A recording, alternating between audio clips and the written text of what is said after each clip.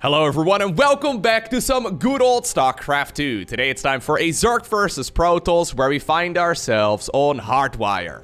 Spotting right here in the bottom left hand corner of the map, playing with the red Zerg drones from Mexico, we have none other than Cham.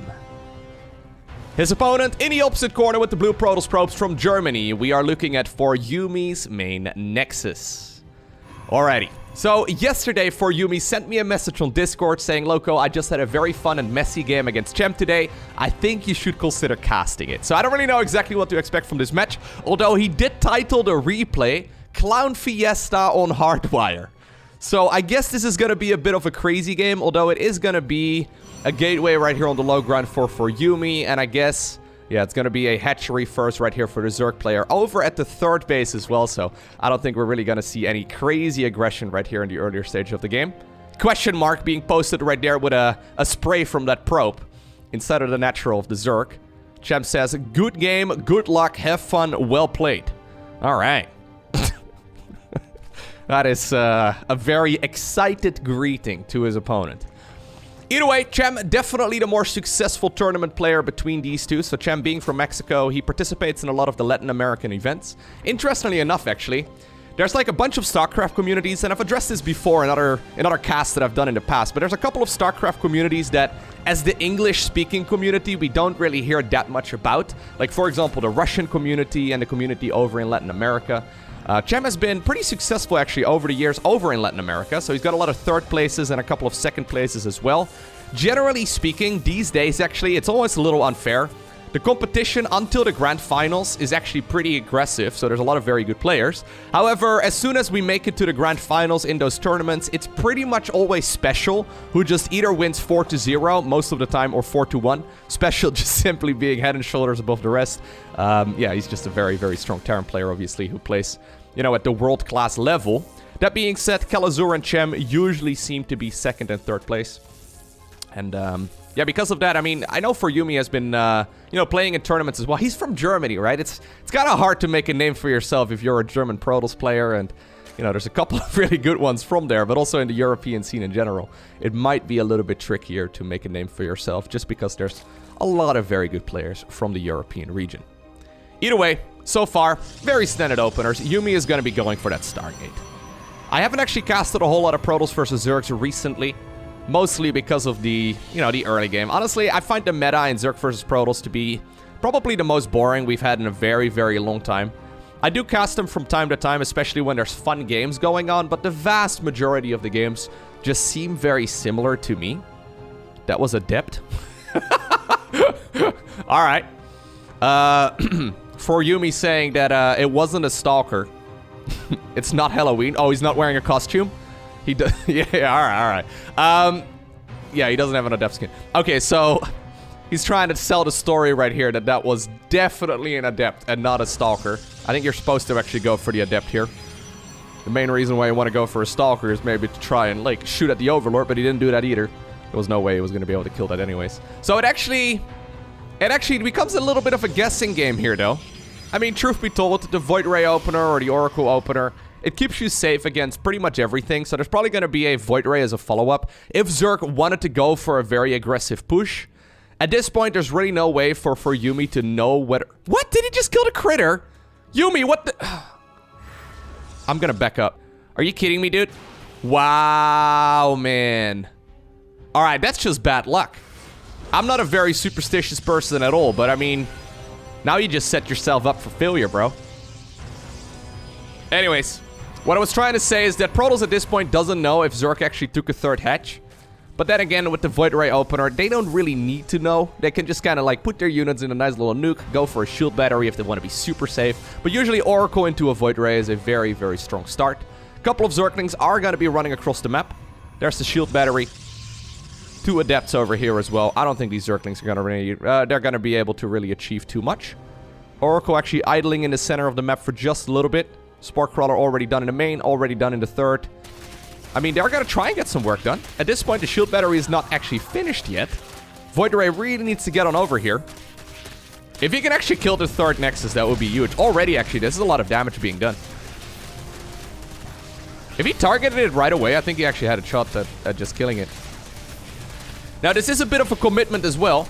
Did that Oracle get anything done? No, Oracle... Well, you got 2 kills, apparently. But it is hiding over there. And it is gonna be a cancel on the 3rd. Alright. So I was gonna say, that's actually a rather big commitment by Cham. He could go for it again. That is a rather big commitment here for Cham. Just because of the fact that he had to make all of those Zerglings. And obviously, if you make those Zerglings, they're not drones. Basically, every single one of these sets of links could have been a worker. It's the same cost. In the end, though, I do think that this is a pretty good start right here for the Zerg player, for sure. Gotta go for a Roachborn right here. Lara's about halfway done. And you gotta keep in mind as well is that this is forcing those Protoss air units to stay back. Second Stargate... No, actually, 3rd Stargate is coming up.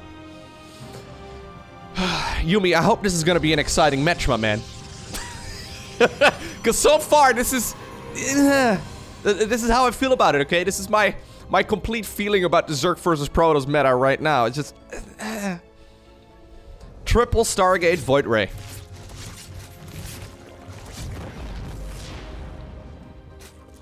So I don't really want to complain about it too much because I've done that plenty already in the past. But let's just say that I would say probably about 7 of the 10 players I play against on the ladder right now are Protoss. And I would say about 9 out of 10 of those Protoss players go for either a double Stargate or a triple Stargate Void Ray start.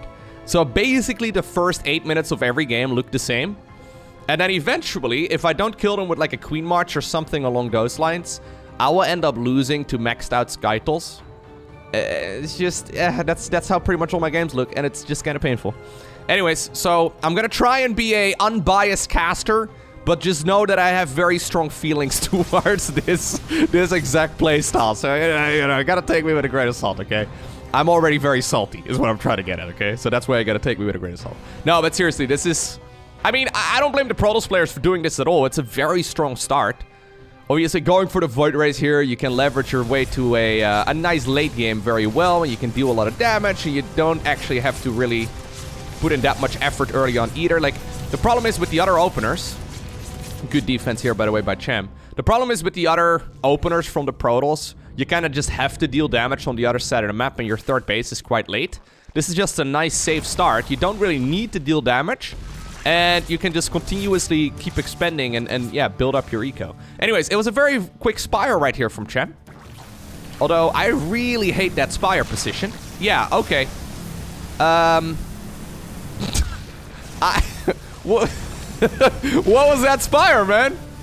Well, why is it in the most likely location to be killed? You could have put it over here. That would have actually gotten me killed faster, but... Alright, now the Void Rays are gonna go to town over here at the 4th base. Already though, a couple of Adepts over here also being a nuisance. Zerglings and Roaches on the other side of the map, forcing the recall. Void Rays, okay, will be able to get on out of there just barely before the Corruptors there can start picking them up one at a time. This little counterattack though, looks like it's gonna be able to kill the... No, it won't. The Nexus... Still at plenty of health. 150 is more than 0, and that's really all that counts. Although, the Corruptors obviously do still have their Caustic Spray ability. They can actually puke on its base and kill it. It's one of the worst ways for a Nexus to go, I'm pretty sure. Go, Cham, go! Cham actually playing very aggressively here. Cham, go! Before it starts regenerating shields. Yeah, let's go.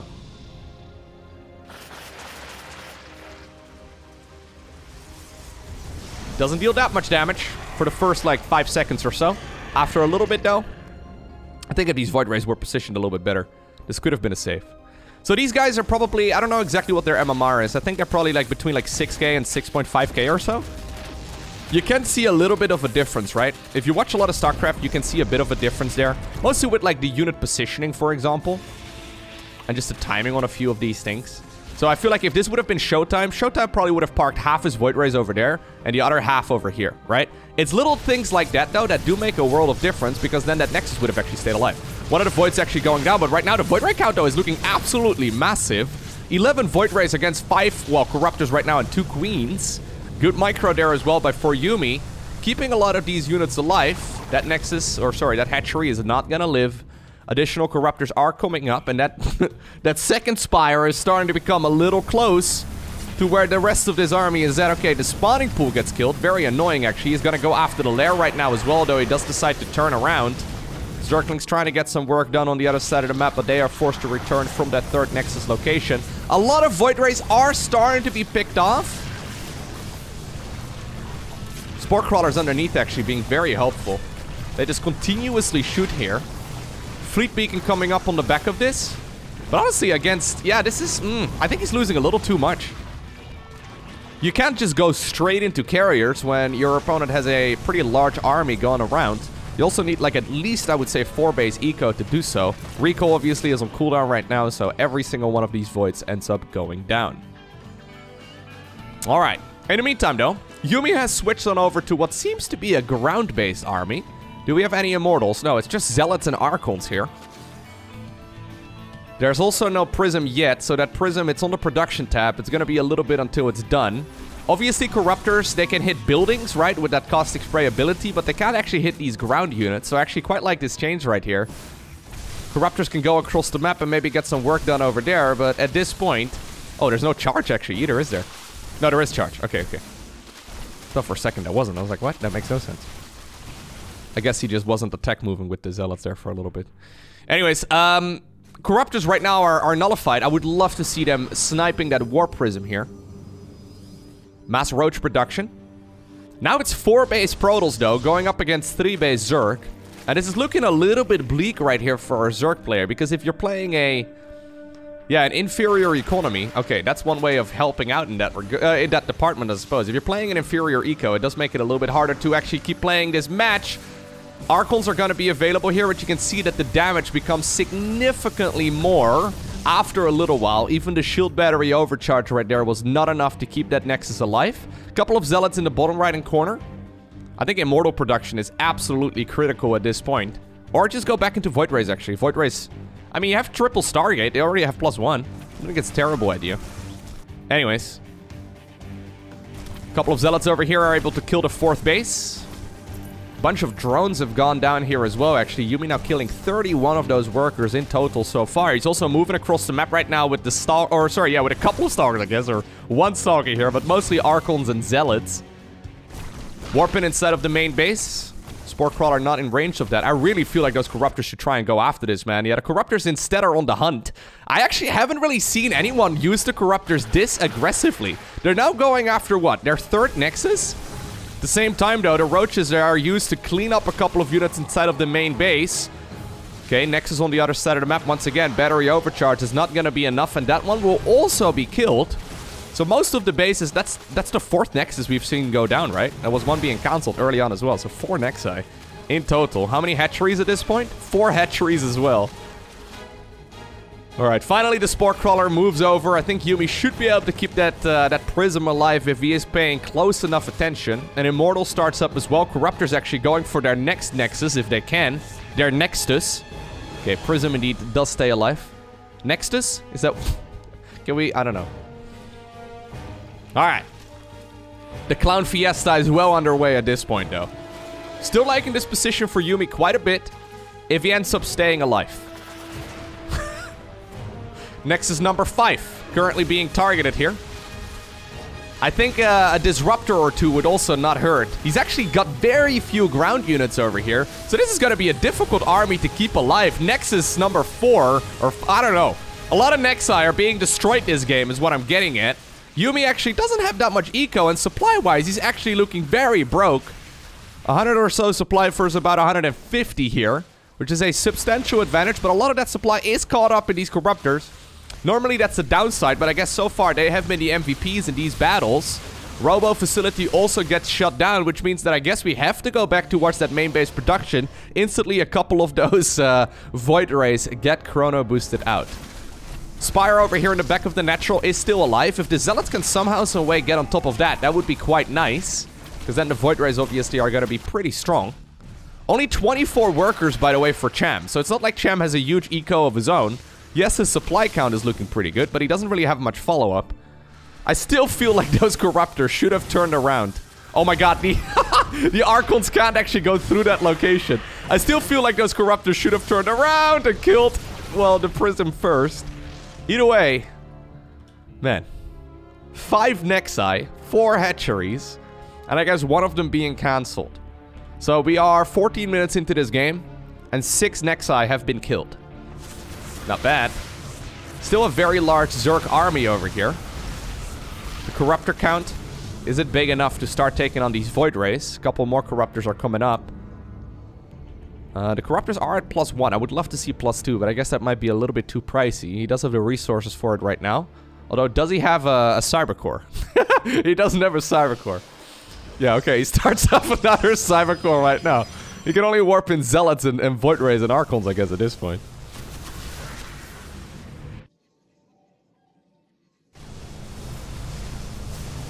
Alright. Another hatchery will go down.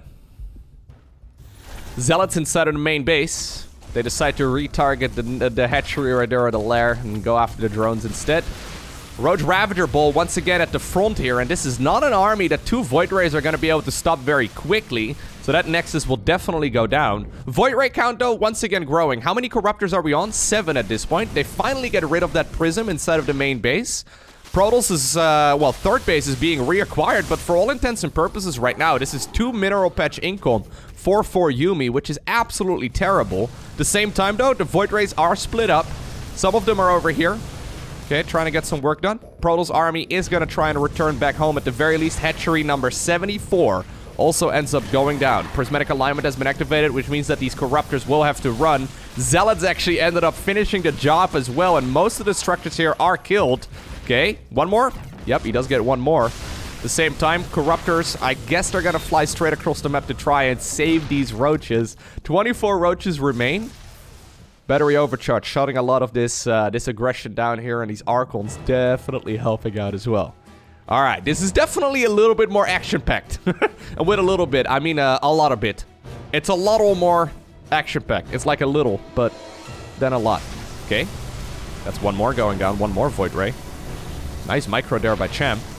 Nice micro there as well by Yuumi. Both players producing as many area units as possible. The awkward part is, though, that Cham's units can't kill the Archons, whereas, like, you know, Yuumi's units can kill the roaches. You know what I mean? Like, it's an interesting dynamic. I think at this point, though, there is way too much on the ground for the Zerg player who decides to push through this. Those corrosive biles are also constantly forcing those Void Rays to retarget and move, which is very painful because that means they're not firing. Okay, once again, prismatic alignment, making the lasers extra thick.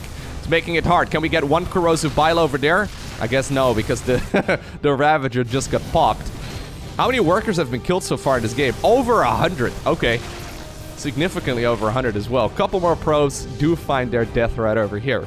In the meantime, though, if we take up inventory on the other side of the map, there's only really one base. 4 mineral patches right here for the Zerg, whereas Yuumi magically managed to secure the 3rd base once again. I think Clown Fiesta is the right word for this. Where's the term Clown Fiesta even come from? I think it's from the League of Legends community, isn't it? I do like the word Clown Fiesta. I'm not exactly sure, though, who started using that word for the first time. It's a bit of a banger. Alright, anyways. 6 Corruptors, soon to be 7, going up against 7 Void Rays. Void Ray's pretty good.